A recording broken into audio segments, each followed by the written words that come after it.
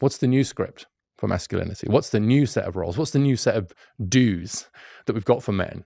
You could argue we've got quite a lot of don'ts, many of which we need, but not a very long list of do's. And so I think that sense of that category being that question mark now, being open, has just left a lot of men feeling adrift, uncertain of their role, uncertain of their place, uncertain of being needed, wanted.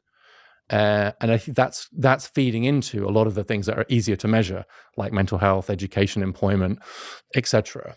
But underlying it, I think it's this coming to terms with this huge revolution that we've seen. I want to make sure by the end of this conversation, we do our very best to hazard a guess at what that list of do's are for men, but also to kind of fill that question mark. I get so many women and men come up to me, often talking about their young sons, and encouraging me to have more conversations like this because they want a good script for their young sons in a world where their young sons are going online and being offered maybe a not so good script. Yes. By certain influencers and influencers online. So that's one of my objectives with having these conversations. And I think it's worth pausing there just to say that from looking at your work, you're not suggesting we go backwards to the old way of things. No. That's part of the challenge, is that there's in some ways an understandable reaction to change that is disorienting, it's destabilizing, it maybe threatens a sense of status among men. And to reach back for the world as it once was, very recently, right? This is not, we don't have to go back millennia, probably only have to go back one generation or two generations to a world where men had their roles, women had their roles, everyone knew their place. And you can see the appeal of that when there's just so much uncertainty, but emphatically not the answer to go back. And I think in this debate, what you very often feel is if those who are perhaps on that more conservative side of the argument, they want to kind of turn back the clock, especially on women and women's roles. But I would say on the other side of the argument, maybe more on the progressive side of the argument or liberal side of the argument in American terms, there's a bit of a sort of turning a blind eye to the actual problems of boys and men. Yeah. And so I think for a lot of young men, and I, having spoken to them and had some responses to my work from them, they feel as if there are two fairly unappetizing options on the table for them. From the right, they get the message like, you should be more like your father or your grandfather, be a real man, right? Provide, protect, etc. Have a wife that can stay at home, fill in the gap. But then from the left, the message they get is, you should be more like your sister. The problem with your masculinity is your masculinity, and you should be more like a woman, right? And actually, it's not surprising to me that most young men who are strongly in favor of gender equality, right, they've grown up with it, there's no evidence they're turning against it, so they want gender equality, but they also, there's something about the way they feel in the world that means that they don't want to be treated as there's something wrong with them because they're a man, right? And I think even especially in schools, but maybe more broadly, there's a danger that we treat men like malfunctioning women. So your problem is you're not feminine enough, you're not caring enough, you're not nurturing enough, you're not emotionally vulnerable enough, you don't cry enough, you don't spend enough time with your kids. And I'm not saying those aren't all valid challenges, but if that's all we've got, if in other words, we're just defining positive masculinity in a way that is completely synonymous with femininity, I'm not surprised we're seeing a lot of young men in particular say, well, no, I'm not interested in that. And the only other thing else they can see on offer is this more reactionary alternative. And so if we give them that choice between being feminine and being reactionary, it's not clear to me that they're all going to choose the former. It's interesting because the way that the digital world, the algorithms, the social media are designed is to kind of push you towards camps. Mm-hmm. So this like space in the middle of nuance, it's just not going to get the likes, the retweets, the engagement. In fact, it's the ideas on the outside, the men should be more feminine or men should be extremely masculine, that are going to get all of the attention because of the way the algorithms are designed. So if the answer is some kind of nuanced position in the middle, I just can't see in a world how that's ever going to form a tribe and be rewarded by the algorithm. So, this is part of the beauty, I guess, of having podcast conversations, because we're not really held hostage by an algorithm here. We can kind of speak openly, but most of the algorithms don't work in such a way. At the heart of this issue, though, I think is a very difficult question, which is, are men and women different? Okay, well let's come to that. But can I go back to your previous point? It's two questions because I think you're underselling yourself in a way. I agree that the way the algorithm works drives the kind of short-term attention towards those more tribal, simplistic ideas.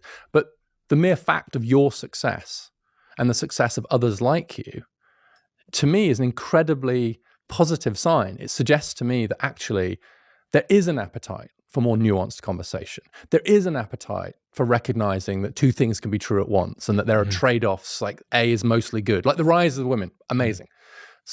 Causing some issues that we should deal with. Right? And I have to tell you my own experience of this as a, we've established, boring, chart-driven, policy wonk type person, right? I did this video for Big Think, the YouTube platform, and it's had more comments than I've sold copies of the book. Oh, wow. Different audience, of course. My wife calls me, I'm traveling somewhere, and she says, have you read the comments on your video? And I said, of course not. Like, I'm old school journalist, never read the comments. She said, no, we've got to. We started reading them together. And by the end of that taxi journey, wherever I was, we're both in tears. Because what we found was young men, including some teenage boys, saying, thank you for recognizing that the problems that boys and young men are facing are real, but not saying, and therefore become a reactionary misogynist. Actually saying, guys, this is a difficult time. There is some transitions. We've got to think about, come to your question about, are they different? That we are different in some ways that we have to talk about, but that in no way means we should be trying to turn back the progress of women. The solution to your problem as a young man is not to make your sister less powerful or independent. And there's a huge appetite for that. It's just hard to articulate. It doesn't drive the algorithm. But I honestly, the conversations you've had around this, that other people are having around this, gives me a lot of hope that actually most young men out there want that real conversation. But it does, I agree, it has to start with a recognition of the fact that there are differences on average between men and women. Right? What do you think of that phrase, toxic masculinity? I think it's toxic. I think the term toxic masculinity is toxic. I didn't always think that. It's taken me a while to get to that. But I would now say it's basically a slur. It's a gender slur, if you like. And it's just used too easily, too loosely, too casually to describe male behavior that we don't like. And I would say actually most thoughtful kind of women's groups and feminists are not supporting it now because it's not a great recruiting tool by and large, right? So one big problem with it is if you ask people who use the term toxic masculinity to define non-toxic masculinity, they struggle. They'll say, oh, no, there are positive aspects of masculinity. So, okay, great, what are they? And they'll say nurturing and caring and kindness and emotional availability. And you go, and is that different from femininity? They say, no, it's the same. Okay, so let me get this straight. Masculinity is either toxic or not masculine. Because if they start saying courage, positive risk-taking, well-channeled competitiveness, do you say, what, are you saying women aren't courageous? No, I'm not saying that. Okay, so sorry, what do you... So it's an empty set. So non-toxic masculinity is basically an empty set. So they can't fill that category. So you've either got toxic or nothing. That's bad. But also just think on a visceral level, it reminds me, and you have a church background, so the phrase toxic masculinity really reminds me of the term original sin. It's something in you that's kind of, you didn't have any choice about it, like you inherited it from previous generations, and it's kind of bad, and we can't get rid of it. So this kind of, you're born with this flaw. You've got to repent at all opportunities for your, And it just feels like that to me. It's like, and maybe this is the third point, I don't know, but it's like, honestly, is the best we can offer to young men is a prospectus that we could make them not toxic? How would you like to be non-toxic? isn't that an exciting idea? It's like, that's the worst recruiting slogan ever. And so it's driving young men away. It's an incredibly unhelpful term. It's unfairly applied. It used to have some value in academia, like before 2016, it had this very technical term in academia. But I think as a term now, it really just does send this incredibly unfortunate message to men, which doesn't encourage a debate about how to be a better man. I much prefer immature and mature masculinity. I like the idea of saying, like, what does mature masculinity look like? Because you know what immature masculinity looks like, right? And so I think this kind of maturation is a much better way to frame it than toxic, non-toxic. Is there such a thing as, and I've never asked this question before, but it just came to mind, is there such a thing as toxic femininity?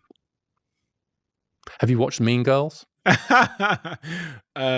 I can't say I've watched it, but I know the movie and I've seen trailers and stuff. And there's so a new Tina Fey movie, I think, right? Okay. An update of it. But yeah, I think this relates to the debate about social media and the way that social media is so particularly damaging to the mental health of teen girls and young women, because it's very relational. And so the relational bullying that girls and young women are more likely to engage in than men are. So men are more likely, historically, much less so today, but to have bullied physically. Yeah.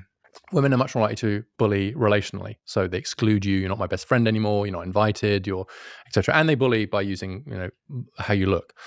But so that relational bullying gets kind of amplified by social media. And so if you were to try and define toxic femininity, I suspect that's where you would go, and it would be around ostracism and meanness. If you think the Mean Girls phenomenon is getting at something real, which is the ability of kind of women to be pretty brutal to each other, it's probably something more around that. But I just think putting the word toxic before either femininity or masculinity is just a bad move. I think it's a bad move intellectually, and I think it's a terrible move culturally.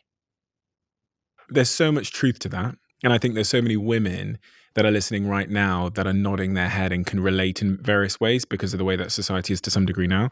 But that's not the narrative we hear, that a woman would turn to you and ask you to be more masculine in the context of sort of the typical idea of what masculinity means, or at least what it means to her. Yeah, almost the opposite. It would be with the toxic, back to your point about it, is masculinity the problem, which I thought it was. And it took her to point out that no, it's how it's expressed that's the question. And for me, it was like I thought that being assertive in the relationship was somehow bad because it was associated with kind of, patriarchy, masculinity, and like men dominating, and it's really interesting. I'll bring it down to like a more benign level. I think a lot of young women, actually, one of the things they feel about a lot of young men is that they're a bit passive. It's almost like a lot of those men almost don't feel they have permission to be assertive. And what women, it's fun for you and I to talk about what women want, isn't it? But I think there's something like what a lot of the women I talk to say is like, I just want someone who's my equal. And that's so weird to say now, right? But they want someone that's a partner that's with them. And they say, well, what should we do tonight? Or, where should we go for dinner? And if he says, I don't know, you decide. I don't mind, right? It's always just like, well, no, you decide and you make a plan and you book it. You show some agency here. And I might not always agree with you or even like it. We can get into that, right? But just going passive is not what makes you a good partner or a good feminist. And I think I'm older than you. Maybe my generation of men have really struggled more with that, just because I think there was this kind of strong sense that we needed to sort of, just in order for women to become bigger, we had to make ourselves smaller. And I think that was a profound intellectual and, for me, emotional and relational error. The point is, we all need to get bigger. We all want to rise and grow and challenge each other to grow, not silence ourselves or bench ourselves. If you love the Diary of a CEO brand and you watch this channel, please do me a huge favor. Become part of the 15% of the viewers on this channel that have hit the subscribe button. It helps us tremendously, and the bigger the channel gets, the bigger the guests.